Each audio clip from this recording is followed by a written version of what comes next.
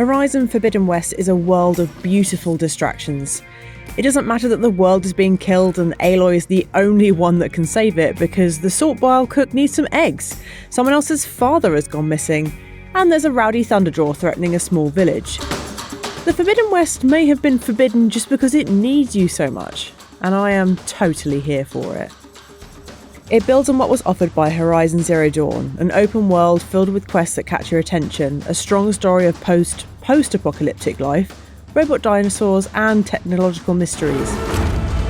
There was almost a concern that this sequel may feel too familiar, just teleported to a new map, but the opening hours alone were enough to alleviate those fears. Although the same framework is there and the core gameplay mechanics remain untouched, this truly is an evolution, a new beast fitted over the mechanical bones of the old ones. Outstanding!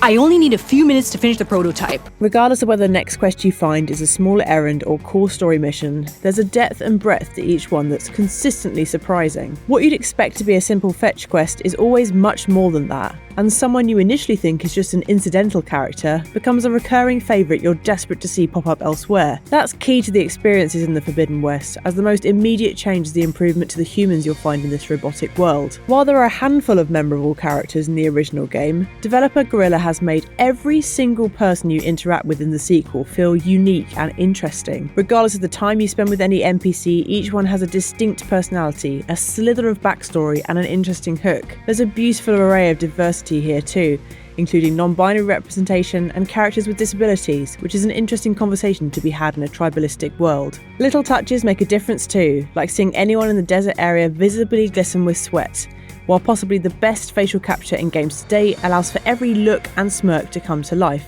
There's a lot more humour and humanity on show here, and it all aids how connected you feel to the world and its people in Horizon Forbidden West. Spark to steel! Aren't you a jewel in a junk heap? Excuse me? Even the returning gameplay elements have had more personality injected into their metallic joints. Tallnecks return as a mean of unfogging the gigantic map, with the huge giraffe-esque beast dotted at different points around the Forbidden West. The original game's gimmick was just working out how to get to their heads in order to hack their geographical knowledge, but this time around, each of the majestic creatures gets its own little narrative quirk. Cauldrons too, the ancient robotic manufacturing plants that you'll have to hack to gain the ability to gain control of the dinos, they all require a different approach too. Dyes and face paint can be unlocked to customise Aloy further, while more machines can be overridden and commandeered than ever before.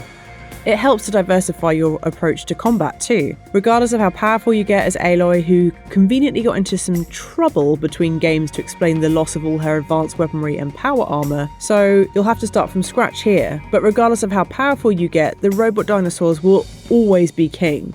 One bad move can be fatal against the toughest opponents, like the gigantic mammoth-inspired Tremortusks that have dominated the trailers for the game. Your only way of effectively taking them down is to plan, strategize, and make sure you've prepped, along with moving and attacking with as much caution as you can before the inevitable chaos quite literally rains down on you. I love the fact that taking down these biggest machines is always a challenge. There's a difficulty curve at play that you never quite crest the top of, but it ensures that taking them down never feels anything but rewarding.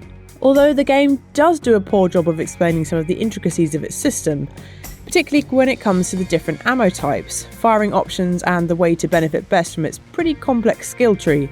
The new Valor system, which gives Aloy huge buffs and boosts to use in combat that can be switched out at will, is a welcome addition that always delights with its little cutscene triggers and liberal use of war paint. Anyone who hasn't played the original game could well find themselves lost in the weaponry subsystems. Another frustration is the climbing.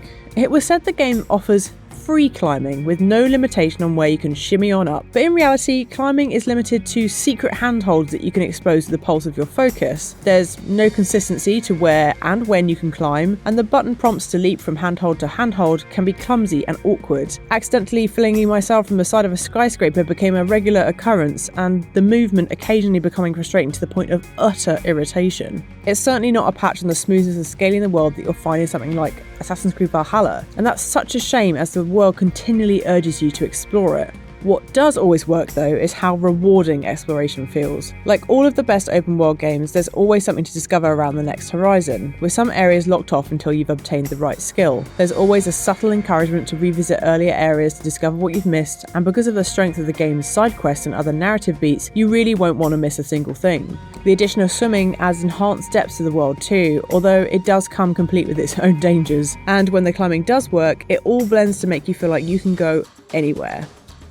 At the centre of it all is Aloy. Our returning heroine is just as compelling here as in the original game, if not more so because some of the struggles she has to overcome feel much more relatable this time around. The first game saw her as an outcast growing from child to young woman, just trying to find out where she came from. The discovery she makes of Elizabeth Sobek and the activities of the old ones become her driving force, but here, she's already armed with so much knowledge that it's the more human level arc that really drives the story forward. Of course, there's a world to be fixed and big bads to be vanquished, but it's just as much about fixing the world as it is about Aloy learning that the people of Earth are just as much worth saving as the planet itself. The journey she takes from being staunchly, almost repugnantly independent to embracing the friends, old and new, that push their way into her life is quite unforgettable. More than once I found myself laughing out loud or fighting back a tear or two. What you end up with is a cast that both myself and Aloy would die for, which is complemented by other adventures you've had along the way to saving the world. So compelling are they that you may well feel compelled to avoid the main story for fear of it all ending too quickly. And did I mention that it's utterly stunning too? This is the first massive PS5 open world, and the variation you'll find here will always have you reaching for the screenshot button. The neon lights of Las Vegas, the withering remains of San Francisco, the warning glow of a robot searching for you through underwater reeds. It looks and feels magnificent to play. What Guerrilla Games has achieved here is nothing short of phenomenal. Story, gameplay mechanics, and the world itself are all such an improvement on the original game, which in itself is a feat alone. The climbing, ironically, is the only thing that really holds it back from utter perfection, but it's not enough to make Aloy's latest story go without anything bar the highest recommendation. You know a game is good when the robot dinosaurs aren't the thing you want to talk to your friends about first. Horizon Forbidden West is a tweaked, enhanced and confident sequel that exceeds expectations, delivering an open world full of compelling characters, an intriguing story, and yes, more super awesome robot dinosaurs. We give it 4.5 stars.